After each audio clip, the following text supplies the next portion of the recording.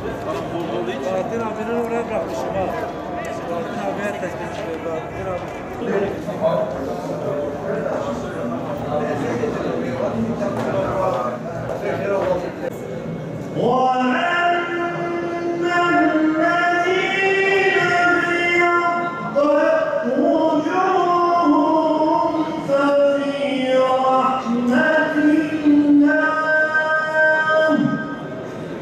Şehitler gülümsüyor Ahmet semalarında.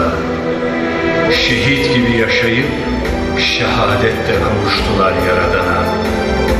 Selam olsun ümmetin en hayırlılarına. Bir haticesi var yadigarımız. Bir de Fatıma, Turan'ın, Zindan Bahar'ın, can kardeşim. Sen rahat ol. Eriştirdin bizi Yevmül Furkan. Yasin, daha 17'sinde katledilen yiğidin, elbet sorulur hesabın. Güzel gençleri hangi suçtan dolayı katlettiniz ve onları katletmekle Kürt halkına ne gibi faydalar temin ettiniz? Bakınız, Şehit Yasin ve arkadaşlarının ve Şehit Aytaş Baran'ın mübarek kanları onları katleden Nemrut'un, Dehhak'ın, Stalin'in ve ateşperestlerin beyinsiz ve sefihlerine rahat yüzü vermemiş ve ellerindeki imkanların birçoğunu kaybettirmiştir ve kaybettirecektir de Allah'ın izniyle. 1980 yılında artması endişeyle takip edilen İslamcı dalgasının kırıma uğratılması, etkisinin azaltılması için ılımlı kültürel İslam projesi ortaya konuldu. Ve bu proje şimdilerde daha yeni belki de anlıyoruz. FETÖ tarzı yapılanmaların palazlandırılması, desteklenmesi bir proje olarak ortaya konulmasıyla devam etmiştir. Bu coğrafyada ise, Kürdistan coğrafyasında ise özellikle bu halkı sekülerize edecek, laisize edecek, dininden ve değerlerinden uzaklaştıracak, belki Kemalizmin modern Türk projesinde olduğu gibi bir modern Kürt projesi ortaya konulmuştur.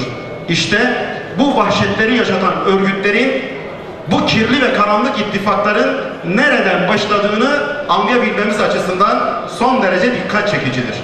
Her ikisi de ölmüşler ama bu millet Ecevit'le Demirel'in aslında birbirlerine düşman değil, aynı patrona hizmet eden ya da aynı amaca hizmet eden iki dost olduğunu 40 yıl sonra anladı.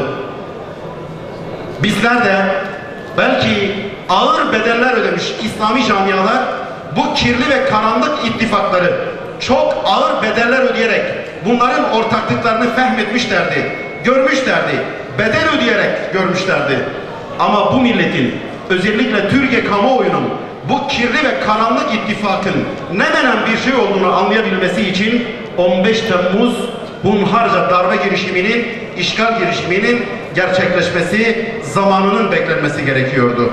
O açıdan Lozan menşeli Türk projesi neyse onun devamı 80 yılda belki yapamadıklarını Kürt coğrafyasında onlar diye tabir edebileceğimiz Amerikalıların da bizim çocuklar diye tabir ettiği bir projenin yürürlükte olduğunu çok rahat bir şekilde söyleyebiliriz. O açıdan net söylüyoruz. Bu coğrafya açısından Kemalizmin yapamadığı yarım hesabın görülmesinin aslında adıdır. Hem 80 ihtilali hem de 28 Şubat postmodern diye tabir edilen darbe. Özellikle 6-8 Ekim olaylarından önce çözüm sürecindeki yanlışlıkları ve akıl tutulmalarını nasıl ve neyle sonuçlanabileceğini öngören, ağır bedeller ödeyerek tespit eden Hüdapar'ın bu süreçten sonra da hükümete yönelik İslami muhalefet görevinin gereğini yerine getirerek yapacağı ikaz ve uyarılara, bu memleketin birliği, beraberliği ve bütünlüğü adına, bu memleketin maddi ve manevi gelişmişliği adına, dünyevi ve uhrevi selamet ve maslahatı adına kulak verir de bir daha böyle bir olay yaşamak zorunda kalmayız. Elbette bütün bunlar dünyevi ve güncel meseleler. Bir de işin ukba meseleleri var. Ben şahsen böyle aziz bir kutlu davada canını ortaya koyarak kanlarıyla parçalanmış cesetleriyle Allahu Teala'nın huzuruna çıkan bu gençleri çok büyük bir bahtiyarlık içerisinde görüyor ve onlara özendiğimi, imrendiğimi özellikle ifade etmek istiyorum. 6-8 Ekim olayları, evet arkadaşımızın da ifade ettiği gibi proje bir yapının yeni bir yüzyıla bölgenin hazırlanmasıyla ilgili adımlardan bir tanesiydi. Biliyorsunuz bu yapı özellikle Rojava'da, Suriye Kürdistan'ında gerçekten kendine ait olmayan bir güç kendilerine tahsis edilerek, bütün muhalifler de onların eliyle ekarte edilerek Kürtleri temsil noktasına getirilmeye çalışılan, bugün 15 Temmuz darbesini yapan o Gladyocu, NATO'cu grubu Orta Doğu'ya şekil vermekle ilgili toplum mühendisliklerinin taşeronu olduklarını hepimiz biliyoruz. Bu proje Arap Baharı ile birlikte Orta Doğu'da ihvanın bölgeyi ele almasını gözlemleyen Batı tarafından o baharın akamete uğratılması sürecinin gene bir başka parçasıdır.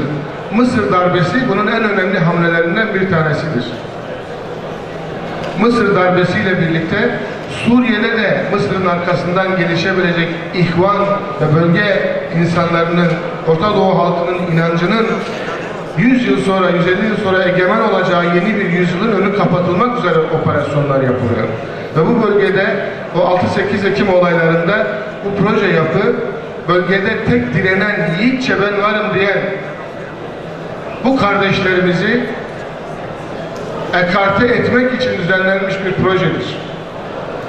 DAEŞ üzerinden Kürt halkının 100 yıllık mazlumiyeti agite edilerek o agitasyonda Kürtlerin kadınlarına tecavüz edilecek, paralarla satılacak, yaygaralarıyla tam bir yıl boyunca yapılan yayınlarla o vahşet ruhu hazırlandı. O vahşet ruhunun nasıl hazırlandığının üzerinde durmalıyız arkadaşlar.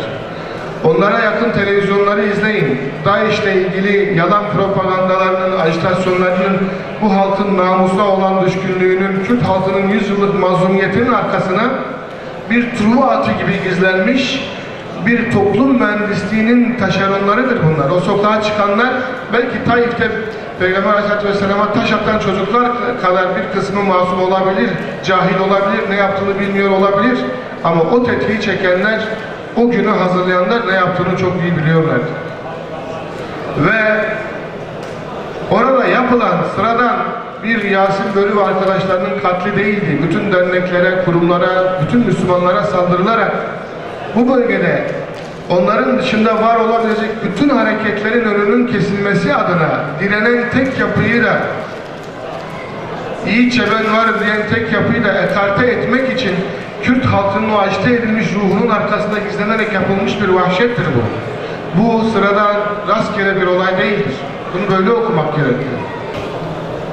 Hazreti Adem'den bu yana Habil ve Kabil'le başlayan bu mücadelenin kaynağından bu yana ne kadar peygamberin şehit olduğunu bilmiyoruz. Çünkü bir rivayete göre 28 bin, bir rivayete göre 128 bin, 328 bine kadar çıkan peygamber sayısı var.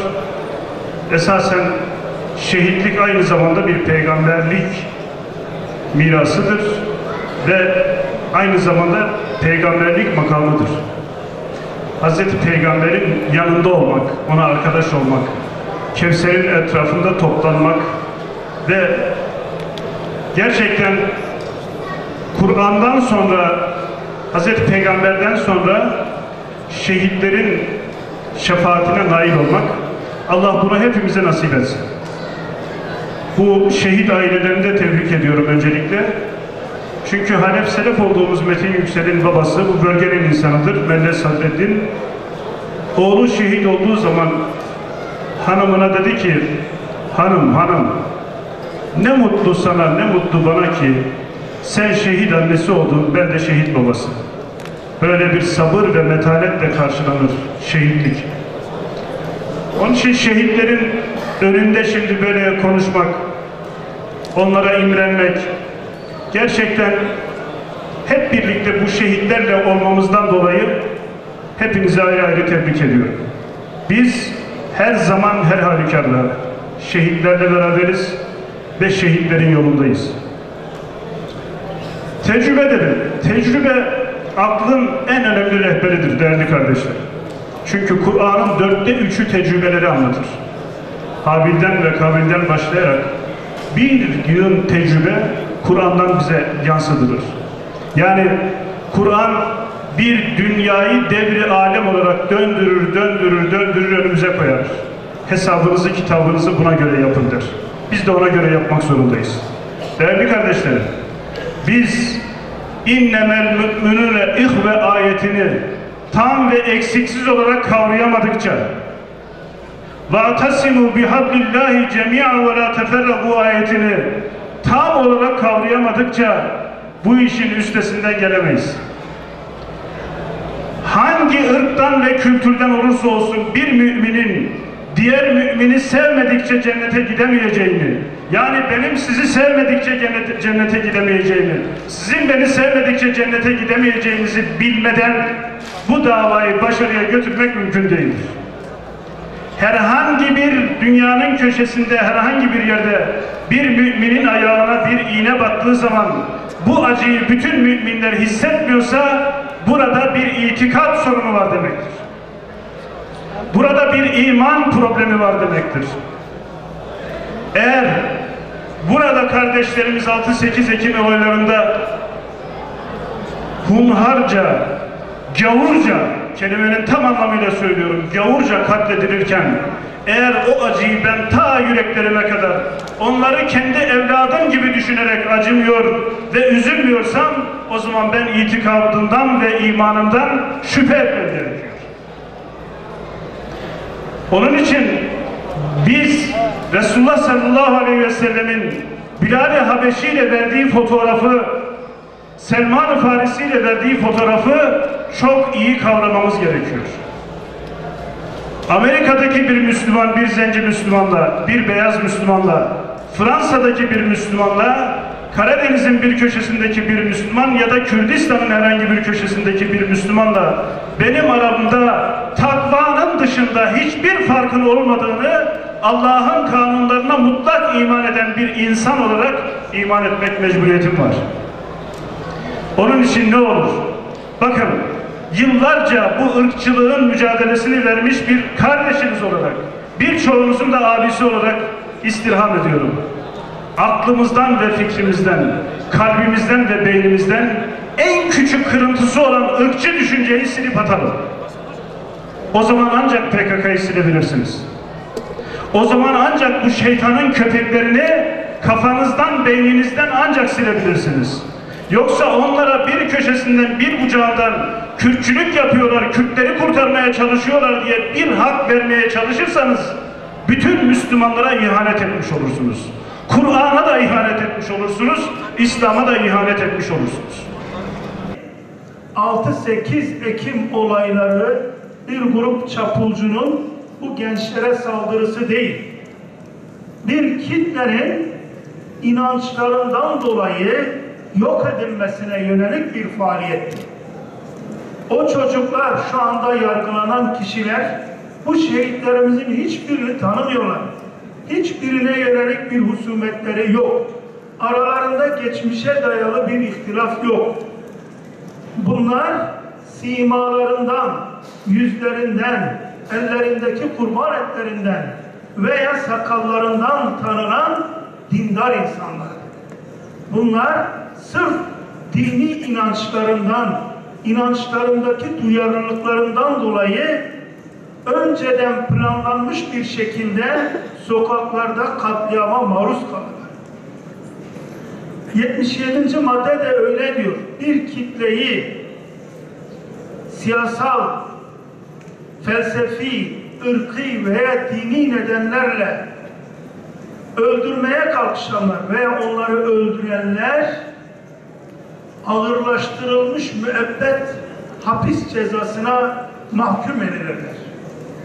Maalesef Ankara'daki iddianamede bunlar yok. Şu anda yapılan şey sadece tetikçiler ya da kuklaların tespitidir. Kimsenin kuklacıyı hesaba kattığı yok. Yine Ceza Kanunu'nun 38. maddesinde azmettirici fail gibi cezalandırılır diyor. Bu olayın faillerini tespitte mahkeme sıkıntı yaşıyor. Çok net. Niye sıkıntı yaşıyor? Çünkü bilinçli olarak böyle bir sıkıntının ortaya çıkması için zemin hazırladı. FETÖ terör örgütünün kolluk kuvvetleri askerde olan birini, bilmem hastanede olan birini, bir başka ilde olan birini bilinçli olarak dosyanın içine koyarak dosyayı sulandırmak, asli faillerin ortaya çıkmasını şüpheli hale getirmeye kalkıştılar. Ama bu dosyanın tetikçi faillerinde şüphe olsa dahi azmettiricileri konusunda resmi belgeler var. Bırakın şüpheyi, o kadar net ki bu insanları bu suçu işlemeye teşvik eden azmettiriciler bunu bir karara bağlamışlar.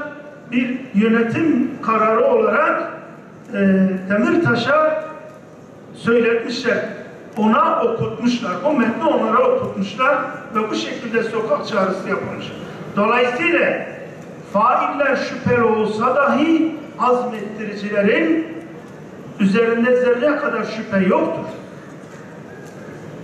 Biz insaflı, vicdanlı, Allah'tan korkan mağdur aileleri olarak o yargılanan insanlardan birinin haksız yere cezalandırılmasından da rahatsız oluruz. Belki o çocuklar suça sürüklenen çoğu tinerci, hırsız, uyuşturucu müptelası insanlar. Belki o kitlenin evlatları, çocukları, belki başka suçlar olmuş olabilir. Belki bir yerlere molotof atmış olabilirler. Ama biz Yasin'imizin katlinde dahli olmayan bir çocuğun buradan ceza giymesini ikinci bir cinayet olarak algılıyoruz. Bizde adalet duygusu bize bunu emrediyor. Adil olmak bunu gerekiyor. Onun için bir mahkemenin nihai hedefi, asıl maksadı intikam almak değildir. Ceza hukukunun felsefesinde işte suçludan intikam almak yerine suçluyu ıslah etmek ve yeni suçlardan caydırmak vardır. Şimdi o çocukların her biri müebbet hapis cezası alsa bile bu caniler, bu azmettiriciler bu düşüncelerinden vazgeçecekler mi? Onlar için bir caydırıcılık oluşturacak mı? Onlar için ıslah edici bir karar olacak mı? Olmayacak. Onun için bir defa yargıya güven hiç olmadığı kadar diplere düşmüştür. Şu anda %30'un altına düşmüştür. Yargının bir an önce kendini toparlayıp bu itibarını yeniden kazanmanın bir yolunu bulması lazım. Bunun için de bu dava bir kriter olabilir. Eğer azmettiricileri bu işin içine koyar ve savcılık suç vasfını değiştirir, bunu insanlığa karşı suçlar olarak nitelerse o zaman yargıya güven artacaktır.